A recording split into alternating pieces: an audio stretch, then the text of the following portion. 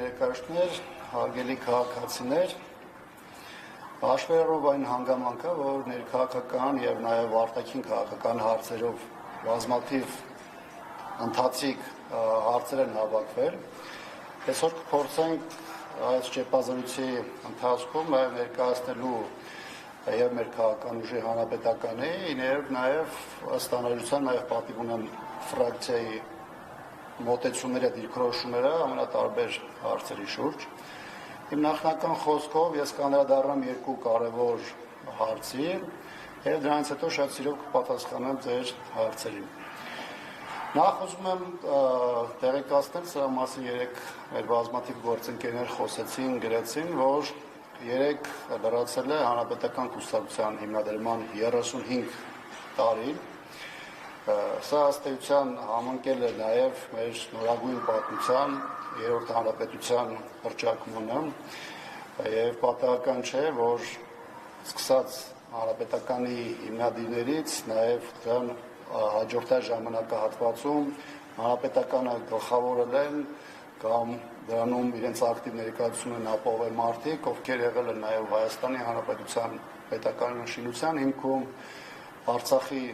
ազգային ազատագրական պայքարի ակունքներում, զինված ուժերի կազմավորման գործում ներդրում ունեցած բավականին մեծ տողանցիկ։ Հենց մենակ այն հանգամանքը, որ 90 թվականին նաև անկախության բանակի հիմքով եւ նաեւ նրա հրամանատարների մասնակցությամբ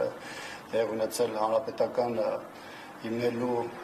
այս նախաձեռնությունում, դա ինքնին արդեն խոսում է այն բոլոր առանձնահատկությունների մասին, որը այս տարիների ընթացքում նաև ուղեկցել է հանրապետականին։ Սկսած նրա հիմնադիր նախագահ Աշոտ Նավասարդյանով, Վազգեն Սարգսյանով, Անդրանիկ Մարգարյանով եւ այսօր գործող նախագահ Սերժ Սարգսյանով։ Իհարկե հանրապետականի հիմնադիրները եւ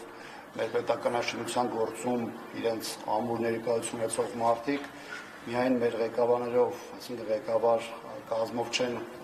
սահմանափակվում, որովհետև ըստ էության հանրապետականի հիմնադրման հիմքում նաև սովետական ժամանակահատվածում ակտիվորեն գործած ընդհատակյա ազգային միացյալ կուսակցության առանցքային դեմքերն են, որոնցից մեկը նաև հետագայում Աշոտ Նավասարդյանը հիմնադիր հայերից է հանրապետականի, ովքեր բավականին ծանր փուլերում երևի բոլորի համար հասկանալի է, թե ինչ է նշանակում սովետական ժամանակահատվածում ազգային գաղափարախոսության հիմքով պայքար մղել եւ ազգային հարցեր բարձրացնել եւ նաեւ դրանով էր պայմանավորված, որ մեր շատ գործիչներ, այդ թվում նաեւ Աշոտ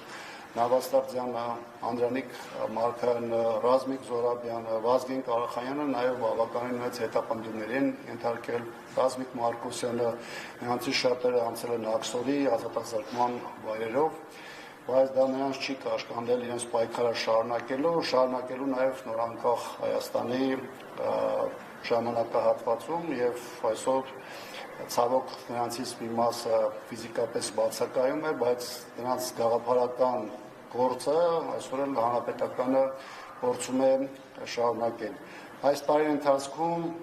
հանրապետականը տարբեր հանգրվաններում եղել է նաև քննադատությունների, մեղադրանքների, տարբեր արշավների ներքո։ Մի մասը իհարկե ունի իր օբյեկտիվ հիմքը, որովհետև հանրապետականը տարբեր փուլերով եւ նրա դերակատարները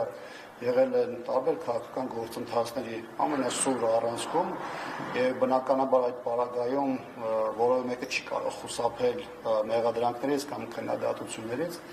Այս ամենը զուգահեռվել է նաեւ շատ իրավիճակներում մեր նկատմամբ սուբյեկտիվ, շինծու, նաեւ որոշակի ուղղորդված երրորդ ուժերի կողմից քննադատությամբ, բայց այսօր մեծ առումով սա չէ խնդիրը եւ հիմնական ասելիքը սա չէ։ Հանրապետականը անցել է բավականին ծանր փուլերով, հատկապես 2018 թվականին, բայց այսօր խորհրդանում հանրապետականի ներկայացվածությունը, քաղաքական դաշտում նրա ազդեցիկ կշիռը եւ ակտիվությունը բնականաբար ցույց է տալիս, որ մեր եղած առաջին հերթին իր հիմքում ունենալով գաղափարական համախմբվածությունը հանրապետականը բավականին ծանր փուլեր անցել է, հաղթահարել է եւ այսօր էլ պատրաստ է ողջ ներուժը դնելու, ծառայեցնելու այս տարածաշրջանում առաջին հերթի հայի գոյությանը, մեր պետության զարգացման եւ առհասարակ հզոր Հայաստանի եւ հայկականության ամրապնդմանը։ Երկրորդ խոսքս ներածական ուզում եմ անդրադառնալ 9 տարի առաջ այս օրերին Արցախում տեղի ունեցող իրադարձություններին 2016 թվականի ապրիլի 2-ին ըստ էության Ադրբեջանը հերթական արկածախնդրությունը իրականացրեց Արցախի դեմ, որի նպատակը, եթե շատ կարճ ձևակերպեմ, դա Արցախի հարցի